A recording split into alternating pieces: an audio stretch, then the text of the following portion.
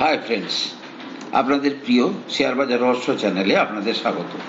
আশা করি আপনারা ভালো আছেন এবং সুস্থ আছেন। ফ্রেন্ডস, অ্যাজ এক্সপেক্টেড, যেভাবে বলেছিলাম, নিফটি আজকে ভোলাটাইল ছিল। প্রথমে প্রায় 170 পয়েন্টের কাছাকাছি উপরে চলে গেছিল এবং পরবর্তী ক্ষেত্রে আবার 170 পয়েন্ট মাইনাসে গিয়ে ফাইনালি 152 পয়েন্ট নিচে, অর্থাৎ 21,996-তে ক্লোজিং দিয়েছে। ফ্রেন্ডস, আজকে ফরেনাররা অর্থাৎ ফরেন ইনস্টিটিউশনাল ইনভেস্টাররা 4,260 কোটি টাকার মাল বিক্রি করেছে, হোয়ারএজ ডোমেস্টিক ইনস্টিটিউশনাল ইনভেস্টার 2,286 কোটি টাকার মাল কিনেছে। গত দুদিনের কথা বাদ দিলে তার আগের দিনগুলোতে ফরেনাররা যা বিক্রি করছিল, মানে ইন্ডিয়ান প্লেয়াররা পুরো মালটাই কিন্তু কিনতো, কিংবা তার চেয়ে আরো বেশি কিনতো। পরপর দুদিন প্রায় নেট মানে আউটফ্লো হয়েছে মার্কেট থেকে, একদিন প্রায় 2,400 কোটি টাকা আর একদিন প্রায় 2,200 কোটি টাকার কাছাকাছি। যাক ফ্রেন্ডস, আমি যেটা বলেছিলাম, লজিক অফ মার্কেট ফল, কারণ মার্কেট নিচে আসতে চায়, এটাই আপনারা ভাববেন। মার্কেট উপরে গেলে নিচে আসবে, নিচে এলে উপরে যাবে, মাঝে কিছু জিনিস থাকবে, সেগুলো হচ্ছে কেবলমাত্র বাহানা। আপনারা ওইভাবে যদি মার্কেটকে না বোঝার চেষ্টা করেন, তাহলে কিন্তু আপনারা মার্কেটে টিকতে পারবেন না। ইরান ইসরায়েল ওয়ার আপাতত তেমন কোনো কিছু হচ্ছে না, সব চুপচাপ আছে দেখা যাচ্ছে। অন্যদিকে ইলেকশন কাল থেকে শুরু হয়ে যাচ্ছে। ইলেকশন কালকে প্রায় 100খানা সিটের কাছাকাছি সারা ভারতবর্ষ জুড়ে ইলেকশন হয়ে যাবে, অর্থাৎ বাজার গরম থাকবে। রেজাল্ট সিজন শুরু হয়ে গেছে। এর আগে একদিন টিসিএস এর রেজাল্ট এসেছিল, আপনাদের বলেছিলাম। আজকে ইনফোসিসের রেজাল্ট এসছে। আমার চোখে রেজাল্ট ফাইন, ইপিএস বাড়বে, কিন্তু মার্কেট এটাকে ভালোভাবে নেওয়ার সম্ভাবনা বেশি, কিন্তু নাও নিতে পারে। কারণ একটা কম্পোনেন্ট আছে ওর মধ্যে, আদার ইনকাম 2,800 কোটি টাকার কাছাকাছি, যে কারণে মার্কেটের যে তার আর্নিং পার সেটা বেড়েছে। মানে আদার ইনকাম প্রতিবারেই থাকে, 800 কোটি থাকে, কখনো 900 কোটি থাকে, এবারে একটু বেশি এসছে। সুতরাং মার্কেট এটাকে কিভাবে নেবে না নেবে সেটা বোঝা যাচ্ছে না, কালকে বোঝা যাবে। কিন্তু যদি কালকে কোনোভাবে মার্কেট নিচে আসে, ইনফোসিসের শেয়ার আপনারা অবশ্যই বাই করবেন। এবং আজকে আমার টপিক কিন্তু যে শেয়ারটা নিয়ে, সেটা কিন্তু ইনফোসিস, এবং কেন বাই করবেন সেটাও আমি আপনাদেরকে বলে দেবো। মনসুন লা নিনা, অর্থাৎ বেশি বৃষ্টি হবে, এটা যেটা কিন্তু শেয়ার বাজারের জন্য অত্যন্ত ভালো। ঠিক আছে, এটাকে কিন্তু মাথায় রেখে আপনারা কিন্তু টুকটুক করে ইনভেস্ট করতে থাকবেন। একই গভর্নমেন্ট আবার ক্ষমতায় আসবে, এটা মোর অর লেস মার্কেট কিন্তু ভেবেই চলছে। কোনো কারণে এর ব্যাঘাত ঘটলে মার্কেটে কিন্তু বড়সড় একটু ফল আসলেও আসতে পারে। আজ কালকে আমেরিকান মার্কেটে একটা রিউমার ছিল, কালকে আমেরিকান মার্কেটে একটু পড়েছে।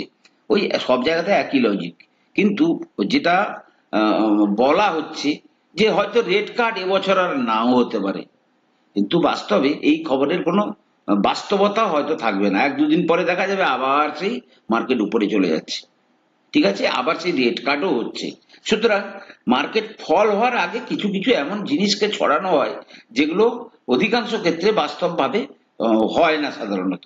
অন্যদিকে ফ্রেন্ডস, পেট্রোল প্রাইস কিন্তু আমরা যেটা ভেবেছিলাম যে ইরান ইসরায়েল কনফ্লিক্টের জন্য পেট্রোল প্রাইস বাড়বে, কিন্তু কালকে দেখা গেছে ইন্টারন্যাশনাল মার্কেটে ক্রুডের দাম প্রায় 3% ফল করেছে। পেট্রোল প্রাইস যদি ইন্টারন্যাশনাল মার্কেটে ফল করে, সেটা কিন্তু ভারতবর্ষের অর্থনীতির জন্য ভালো। কারণ কি, আমরা তো 80% পেট্রোলকে কিনি বাইরের দেশ থেকে, এবং সেই পেট্রোলটা কিনতে হয় আমাদেরকে অন্যান্য দেশ থেকে। তাহলে সেটা যদি কিনতে 3 টাকা কমে যায়, তাহলে আমাদের পেট্রোল বাইং এর ক্ষেত্রে বিলটা কম হবে। আবার অন্যদিকে রুপি উইক হচ্ছে কিন্তু দিনের পর দিন এগেনস্ট ডলার। এটা কিন্তু আমাদের জন্য খারাপ খবর, কারণ এই তেল কিনতে যা টাকা লাগবে, সেটা আমাদের কিন্তু ডলার কিনে তাদেরকে পেমেন্ট করতে হয়। ডলার সব মানে এখন $1 কিনতে আমাদেরকে দিতে হবে 83 টাকা 54 পয়সা, অর্থাৎ যেটা কিন্তু 83 টাকা 20 পয়সার কাছাকাছি ঘুরঘুর করছিল কিছুদিন আগে পর্যন্ত। ইভেন 82, মানে 83-র নিচেও এসছিল, সেটা কিন্তু এখন অনেকটা উপরে গেছে। অর্থাৎ ক্র্যাশ করার জন্য, পেট্রোল প্রাইস ক্র্যাশ করার জন্য যতটা লাভ হবে, রুপি উইক হওয়ার জন্য ততটা ক্ষতি হবে। অর্থাৎ মোর অর লেস এটা কিন্তু ব্যালেন্স। ঠিক আছে, জিনিসগুলো জানার দরকার থাকে। মার্কেটের এনভায়রনমেন্ট না জানলে আপনারা কিন্তু শেয়ার বাজারে কিছুই রোজগার করতে পারবেন না। সুতরাং আমার প্রয়াস থাকবে সবসময়ের জন্য, মার্কেটটাকে বুঝুন। একটা শেয়ারকে বলে দেবো শেয়ার কিনে নেবেন, ফেলে রাখবেন, লাভ হবে ক্ষতি হবে, কিন্তু আপনি জানবেন না যে আপনি কখন কিনেছেন। আপনার এটা জানা উচিত কখন কেনা উচিত। এই জিনিসগুলো যদি আপনারা একটু ছোট্ট ছোট্ট করে বুঝতে থাকেন, তাহলে কিন্তু আপনারা মার্কেটে অনেক বড় রোজগার করতে পারবেন। যাই হোক ফ্রেন্ডস, যে ইনফোসিসের কথা আজকে বলেছিলাম, যা রেজাল্ট এসছে, আজকে একটু বলে নিই। ইনফোসিসের রেজাল্ট আমি বললাম আজকে ইয়ার অন ইয়ার ভিত্তিতে রেজাল্ট এসছে। একটু পরে আমি তার ফান্ডামেন্টালে গিয়ে দেখাবো। টোটাল কোম্পানি 5,90,000 কোটি টাকার কোম্পানি, ঠিক আছে। অলমোস্ট লোয়েস্ট ভ্যালুয়েশনে ট্রেড করছে। কি করে? দেখুন ফ্রেন্ডস, 2022-এ যখন ইনফোসিসের প্রাইস ছিল 1954, 2022-এ যখন 1954 ছিল তার মানে অল টাইম হাই, তখন তার আর্নিং পার শেয়ার ছিল, এক একটা শেয়ার রোজগার করতো 49 টাকা 16 পয়সা, ঠিক আছে। তখন তার পি ছিল কত? 38। আজকে তার রেজাল্ট আসার পরে তার যে আর্নিংটা হয়েছে 43 টাকা 20 পয়সা, কত পার্সেন্ট তার রোজগার বেড়েছে? আপনি যদি দেখেন প্রায় 25% রেজাল্ট বেড়েছে, আর শেয়ার 25% নিচে আছে। পি 38 থেকে 22.4 এর কাছে আছে। এই পরিস্থিতিতে কালকে যদি ইনফোসিসে কোনো ফল আসে, এই কন্ডিশনে যদি আপনি না কিনতে পারেন, এর চেয়ে আর ভালো সুযোগ আপনি কখনোই পাবেন না। যারা জানে কালকে দেখবেন যদি কোনো কারণে নিচে আসে ইনফোসিস, বেশিক্ষণ দাঁড়াবে না, বাইং হয়ে উপরের দিকে চলে যাবে। এবারে আমি আপনাদেরকে একটু আমি কথাটা বোঝাতে পারলাম। যখন তার রেট ছিল ইনফোসিসের 1954 টাকা, তখন তার আর্নিং ছিল মাত্র 49 টাকা 16 পয়সা, এবং তখন সে কোন ভ্যালুয়েশন ট্রেড করতো? 38-এর ভ্যালুয়েশন, 38-এর পিইতে। আজকে ওপর থেকে প্রায় 25% নিচে শেয়ারটা আছে, রোজগার বেড়ে গেছে 63.2, পি কিন্তু কত হয়ে গেছে?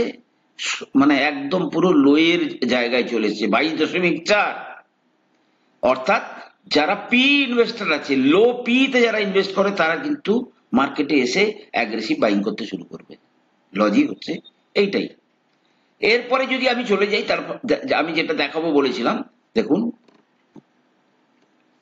আচ্ছা, 22.4-এর পি আজকে মানে ক্লোজিং হয়েছে 1419 টাকাতে, ঠিক আছে।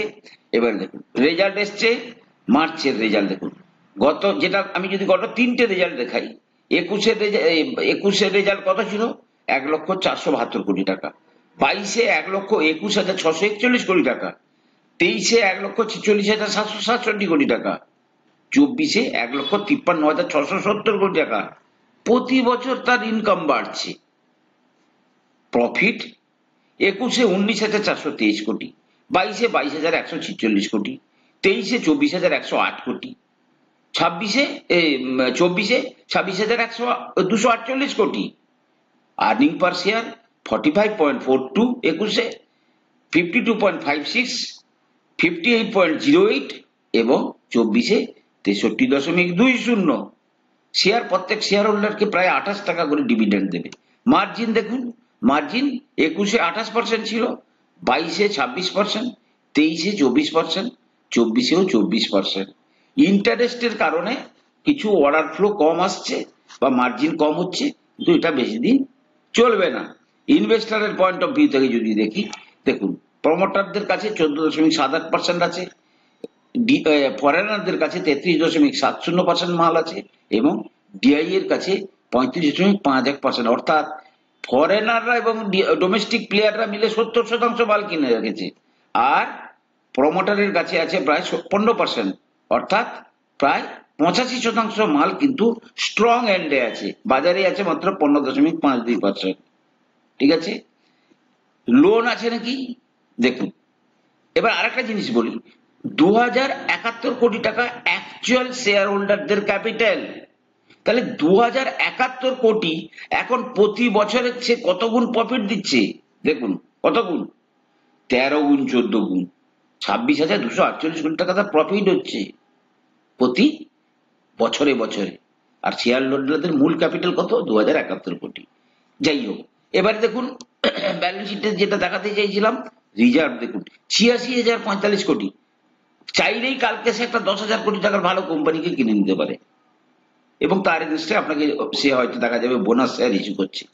বড়ই লোন আছে মাত্র ৮৩৫৯, ৮৬,০০০ যা রিজার্ভ আছে, সেক্ষেত্রে ৮৩৫৯ কোটির যে লোন, এটা এমন কোনো লোন না।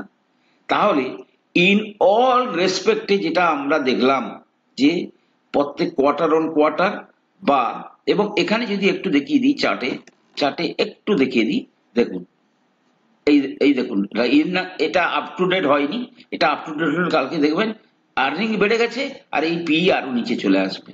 অর্থাৎ আর্নিং বেড়ে যাচ্ছে, শেয়ার প্রাইস বাড়ছে না বলে ভ্যালুয়েশন নিচে নিচে চলে আসছে। আর একটু চার্টে দেখে নেবো, চার্ট কি বলছে। চার্ট আমার যেটা ব্যাখ্যা, এক হচ্ছে এটা হচ্ছে মাল্টিপুল সাপোর্ট জোনে আছে এই লেভেলটাতে, যেটা আমার মনে হচ্ছে যে এই যে জোনটা, এটা না হয়তো দেখুন ২-৪% নিচে আসলেও আসতে পারে। মার্কেট এমন কিছু জিনিস জানে যেটা আমিও জানি না, ভেতরের খবর দেখুন, লাখ লাখ কোটি টাকা যারা লাগিয়ে রেখেছে তাদের কাছে তো বেশি খবর থাকবে, আমরা তো চূর্ণমূর্ণ ব্যাপার। তো যাই হোক, এই এই লেভেলটা ভাঙা উচিত নয়। যদি এই লেভেলটা কোনো কারণে ভাঙে তাহলে হয়তো আরেকটু নিচে আসতে পারে, কিন্তু যতই নিচে আসবে একদম পুরো বস্তা ভরে করে কেনা উচিত বলে আমার মনে হয়। দেখুন আজকে সেটা কবেকার রেটে পাওয়া যাচ্ছে, এই দিন এটা কবে ছিল, ২১ সালের রেটে চলছে। এবং আমি যেটা মনে হয় যে ফিবোনাকি রিট্রেসমেন্টের লেভেল অনুযায়ী এটা কিন্তু এই লেভেলটা হোল্ড করা উচিত। যদি কোনো কারণে না হোল্ড হয়, যদি কোনো কারণে কালকে ধরুন ৫-৭% নিচে চলে আসে, তাহলে কিন্তু আপনারা আস্তে আস্তে করে কেনাকাটা করতে পারবেন। ফ্রেন্ডস, আমি কোনো সেবি রেজিস্টার্ড অ্যানালিস্ট নই। কোনো শেয়ারে কেনা বা বিক্রির আগে আপনারা কিন্তু আপনাদের ফাইন্যান্সিয়াল অ্যাডভাইসারের পরামর্শ নিয়েই কিন্তু শেয়ারে কেনা বা বিক্রির সিদ্ধান্ত নেবেন। ভালো থাকুন, সুস্থ থাকুন, চ্যানেলটাকে লাইক করুন, শেয়ার করুন, সাবস্ক্রাইব করুন, কমেন্ট করুন। কথা হবে পরের এপিসোডে।